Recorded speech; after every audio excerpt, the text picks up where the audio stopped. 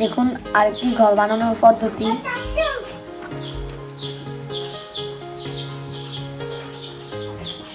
প্রথমে সিঁড়ি দিল,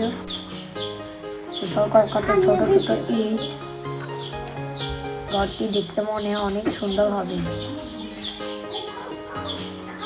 কত ছোট ছোট দরজা জানালা, ছোট ছোট।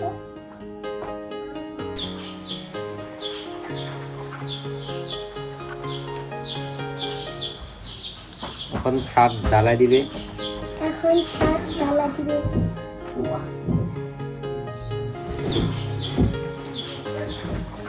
এখন কাঠগুলো খুলে ফেললো।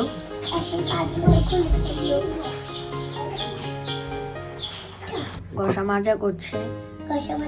এখন সুন্দর করে রং করে দিচ্ছে। রং করার পর অনেক সুন্দর লাগবে।